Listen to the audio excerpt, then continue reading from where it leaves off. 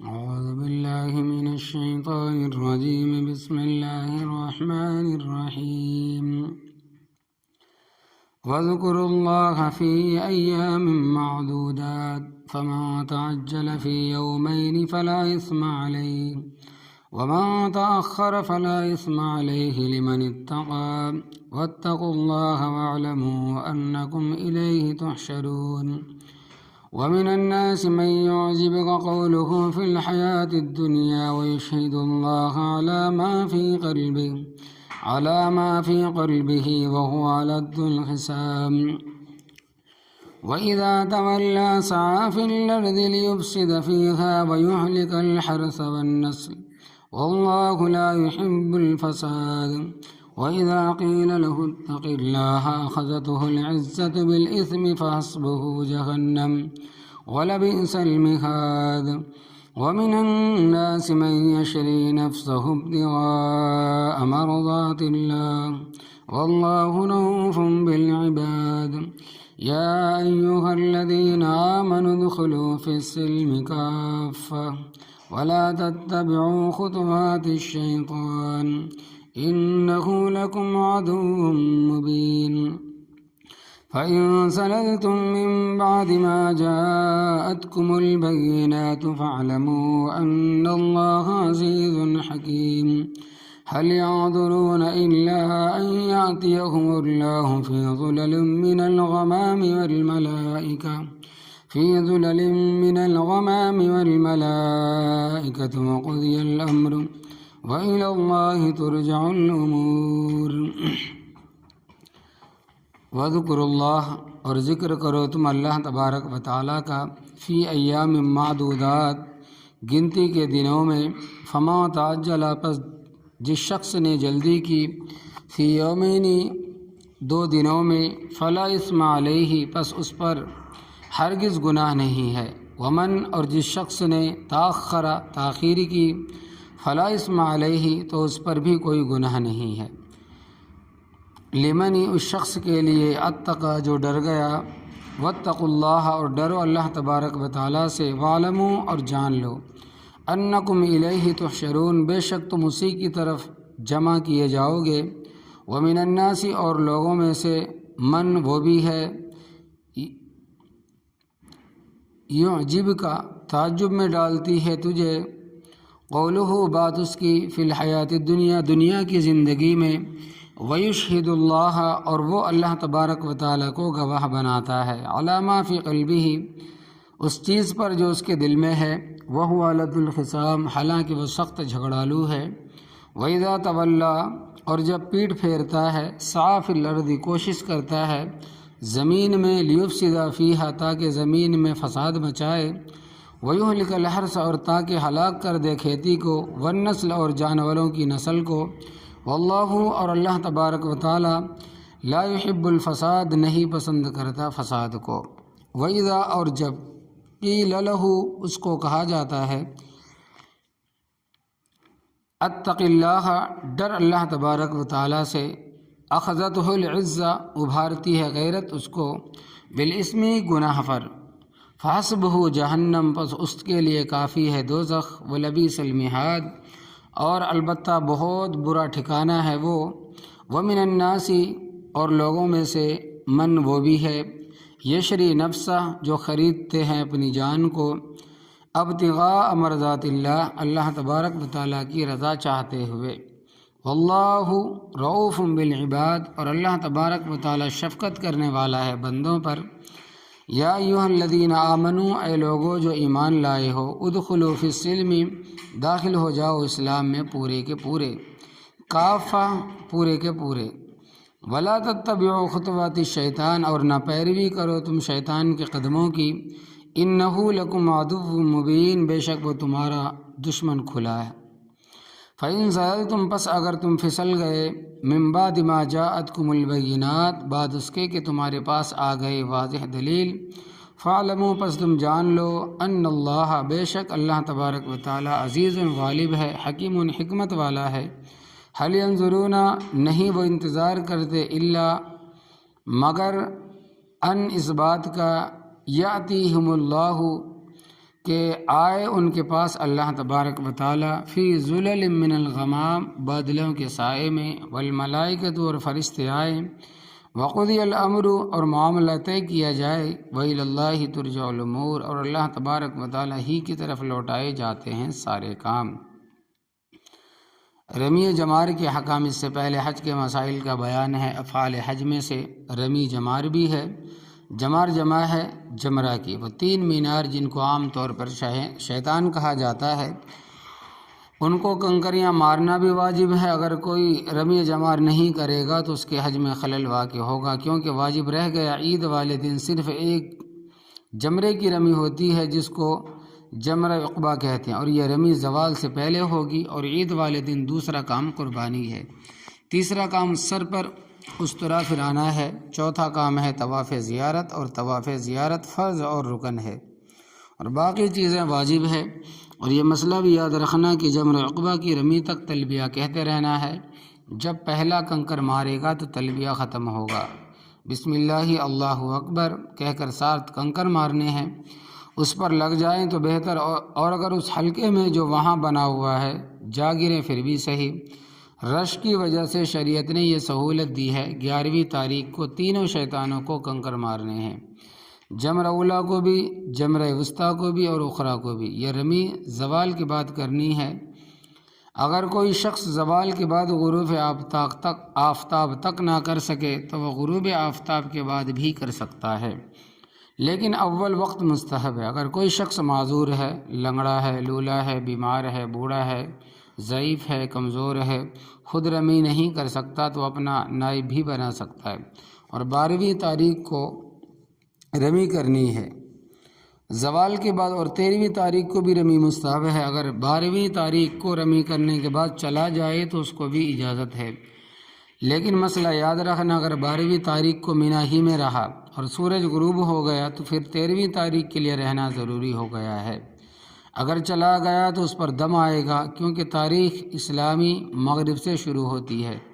تو جب سورج غروب ہو گیا تو اب 13ویں تاریخ شروع ہو گئی، اور جمرات کی رمی کا وقت شروع ہو گیا، اب اس کا جانا ٹھیک نہیں۔ لیکن 13ویں تاریخ کو شاذ و نادر ہی ٹھہرتا ہے۔ ایک دفعہ میں نے کوشش کی تھی، میرے ساتھ کچھ بھی ساتھی تھے، بس ہم ہی وہاں تھے اور کوئی نہ تھا، اور 13ویں تاریخ کی رمی زوال سے پہلے بھی ہو سکتی ہے۔ اللہ تبارک و تعالیٰ فرماتے ہیں کہ وَاذْكُرُوا اللَّهَ، اور تم اللہ تبارک و تعالیٰ کا ذکر کرو کنکریاں مارتے وقت جو کہو گے بسم اللہ اللہ اکبر، یہ بھی ذکر ہے، فی ایام معدودات، گنتی کے دنوں میں، یعنی 10ویں، 11ویں، 12ویں تاریخ کو۔ فمن تعجل فی یومین، پس جس نے جلدی کی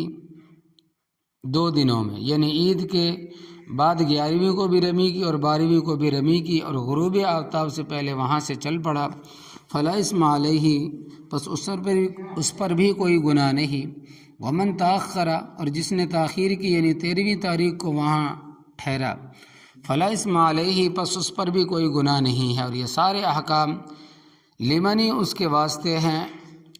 اتقا جو رب سے ڈرتا ہے، واتقوا اللہ، اور اللہ تبارک و تعالیٰ سے ہر وقت ڈرتے رہو، وعلموا، اور جان لو تم، انکم الیہ تحشرون، کہ بے شک تم اسی رب کی طرف جمع کیے جاؤ گے۔ جانا تم نے رب کے پاس ہی ہے اور کوئی جگہ نہیں، اس واسطے رب کی پیشی کے لیے تیاری کر لو، وہاں جا کر ہم نے کیا کہنا ہے۔ ایک فسادی منافق کا ذکر اوپر ذکر تھا کہ کچھ لوگ ایسے ہیں جو کہتے ہیں کہ ربنا آتنا فی الدنیا، اے ہمارے رب ہمیں دنیا ہی میں دے دے، وما لہ فی الآخرۃ من خلاق، ان کے لیے آخرت میں کچھ حصہ نہیں۔ اب ایسے ہی شخص کا ذکر ہے، اخنس ابن شریک ایک منافق تھا جو بڑی میٹھی باتیں کرتا تھا اور بڑا باتونی آدمی تھا۔ حضرت صلی اللہ علیہ وسلم کی مجلس میں آتا تو بڑے سلیقے کے ساتھ گفتگو کرتا تھا، بڑے سلیقے کے ساتھ بات کرتا تھا، کہتا تھا کہ حضرت ہمارے جیسا خوش قسمت بھی کوئی ہے، آپ صلی اللہ علیہ وسلم جیسی خوش شخصیت خود ہمارے پاس آ گئی ہے۔ حضرت ہم جب آپ صلی اللہ علیہ وسلم کی مجلس میں بیٹھتے ہیں تو خدا یاد آ جاتا ہے، اور جنت و دوزخ سامنے نظر آتی ہے، اور ہم آپ صلی اللہ علیہ وسلم کی مجلس میں اس طرح خوش ہوتے ہیں جیسے مچھلی پانی میں۔ اور حضرت جب ہم آپ صلی اللہ علیہ وسلم کی مجلس سے باہر ہوتے ہیں تو ہماری کیفیت ایسی ہوتی ہے جیسے مچھلی کو پانی سے باہر نکال کر باہر پھینک دے تو وہ تڑپتی رہتی ہے۔ حضرت خدا کی قسم زندگی ہی آپ صلی اللہ علیہ وسلم کے ساتھ ہے۔ حضرت آپ صلی اللہ علیہ وسلم کو دیکھ کر دل خوش ہوتا ہے، ایسی عجیب باتیں کرتا تھا۔ حضرت صلی اللہ علیہ وسلم سمجھتے تھے کہ عاشق ہی یہی ہے، اور جس وقت وہ خبیث آپ صلی اللہ علیہ وسلم کی مجلس سے باہر جاتا تھا تو صحابہ کرام رضی اللہ عنہم سے جو فصلیں کاٹ کر گانٹھیں بنا کر رکھی ہوتی تھی ان کو آگ لگا دیتا تھا۔ صحابہ کرام رضی اللہ تعالیٰ اجمعین جو فصلیں کاٹ کر گانٹھیں بنا کر رکھی ہوتی تھی ان کو آگ لگا دیتا تھا، اور ان کے جو جانور ہوتے تھے بکریاں، اونٹ، گھوڑے، ان کی ٹانگیں کاٹ دیتا تھا۔ کسی نے دیکھا اور اس کو کہا کہ تو یہ کیا کرتا ہے؟ تو کہنے لگا تو کون ہوتا ہے روکنے والا؟ دیکھو آپ صلی اللہ علیہ وسلم کی مجلس میں کیا کیفیت اور باہر جا کر کیسی حرکتیں۔ تو حضرت صلی اللہ علیہ وسلم کو رب تعالیٰ فرماتے ہیں کہ وہ من الناس، اور وہ لوگوں میں سے من وہ بھی ہے، یعجب کا کہ تعجب میں ڈالتی ہے تجھے، قولہ بات اس کی، فی الحیات دنیا دنیا کی زندگی میں بات جب کرتا ہے تو آپ بڑے خوش ہوتے ہیں، ویشہد اللہ، اور وہ اللہ تبارک و تعالیٰ کو گواہ بناتا ہے، علی ما فی قلبہ، اس چیز پر جو اس کے دل میں ہے۔ یعنی کہتا ہے کہ خدا کی قسم جو کہتا ہوں دل سے کہتا ہوں کہ مجھے آپ صلی اللہ علیہ وسلم سے بڑی محبت ہے، مگر حقیقت یہ ہے وَهُوَ لَدُ الْخِصَامِ، حالانکہ وہ سخت جھگڑالو ہے۔ ایسے ہی لوگوں کے بارے میں حضرت صلی اللہ علیہ وسلم کا فرمان ہے کہ ابغض الرجال الی اللہ لد الخصام، اللہ تبارک و تعالیٰ کے نزدیک مبغوض ترین وہ لوگ ہے جو سخت جھگڑالو ہے۔ وَإِذَا تَوَلَّىٰ، اور جب یہاں سے پیٹ پھیرتا ہے، صاف الارض، کوشش کرتا ہے زمین میں، لیفسد فیہا، تاکہ زمین میں فساد مچائے، وہ اس طرح کے جو غریب صحابہ تھے ان کو گھورتا اور گالیاں دیتا تھا، وَيُهْلِكَ الْحَرْثَ، تاکہ لوگوں کے کھیت جلائے، وہ اس طرح کے لوگوں نے کھیت سے فصل کاٹ کر اس کی گانٹھیں بنا کر اکٹھی کر کے رکھی ہوتی تھی، یہ ان کو آگ لگا دیتا تھا، والنسل، اور جانوروں کی نسل کو ختم کر دیتا تھا، وہ اس طرح کہ ان کو کوچیں کاٹ دیتا تھا، یعنی غائبانہ اس کی حرکتیں اور ہوتی تھی۔ تو دیکھو ایسے لوگ بھی تھے، حضرت صلی اللہ علیہ وسلم جیسی بڑی زیرک اور ذہین شخصیت بھی ان کو نہیں پہچان سکی جب تک رب تعالیٰ نے آگاہ نہیں فرمائی۔ ایسا آدمی تھا کہ جب وہ گفتگو کرتا تھا تو معلوم ہوتا تھا کہ بڑا فدائی شیدائی ہے، لیکن پھر اللہ تبارک و تعالیٰ نے اس کی حرکتیں بتائی تو پھر معلوم ہوا کہ یہ کیسا آدمی ہے۔ واللہ لا يحب الفساد، اللہ تبارک و تعالیٰ فساد کو پسند نہیں کرتا۔ وَإِذَا قِيلَ لَهُ، اور جب اس کو کہا جاتا ہے اتق اللہ، ڈر اللہ تبارک و تعالیٰ سے، اخذتہ العزت بالاسم، ابھارتی ہے غیرت اس کو گناہ پر، فحسبہ جہنم، پس اس کے لیے کافی ہے دوزخ، ولبئس المہاد، اور البتہ برا ہے وہ ٹھکانہ۔ حضرت صہیب رومی رضی اللہ تعالیٰ عنہ کا ایثار، اور اللہ تبارک و تعالیٰ نے یہ بھی پڑھا، اور کل تم نے یہ بھی پڑھا کہ وَمِنْهُمْ مَنْ يَقُولُ، اور ان میں سے وہ لوگ بھی ہے جو کہتے ہیں کہ رَبَّنَا آتِنَا فِي الدُّنْيَا حَسَنَةً وَفِي الْآخِرَةِ حَسَنَةً، اے رب ہمیں دنیا میں بھی بھلائی عطا فرما اور آخرت میں بھی بھلائی عطا فرما۔ تو اس طرح کے لوگوں میں سے ایک کا ذکر ہے، حضرت صہیب رضی اللہ تعالیٰ عنہ، جنہیں صہیب رومی بھی کہتے ہیں، اصل میں وہ رومی نہیں تھے، عرب کا ایک قبیلہ تھا، بنو نمریہ، اس قبیلے کے فرد تھے، اور بڑے خوبصورت اور پیاری شکل والے چھوٹے بچے تھے۔ ظالم ان کو اٹھا کر روم کے علاقے میں لے گئے تھے، اور زندگی انہوں نے روم میں گزاری۔ جب واپس آئے تو صرف اتنا یاد تھا کہ میں بنو نمیر کا ایک فرد ہوں، اور فلاں جگہ پر ہم بچے کھیلا کرتے تھے، کیونکہ کافی عرصے کے بعد آئے، کیونکہ غلام بنا لیے گئے تھے، تو غلام در غلام بنتے رہے، اور بڑے غضب کے تیر انداز تھے، اور ان کے تیر 100% نشانے پر لگتے تھے۔ ہوا اس طرح کہ حضرت صلی اللہ علیہ وسلم نے جب ہجرت فرمائی اور مدینہ منورہ تشریف لے گئے، جب ہجرت فرمائی نبی کریم صلی اللہ علیہ وسلم اور مدینہ منورہ تشریف لے گئے،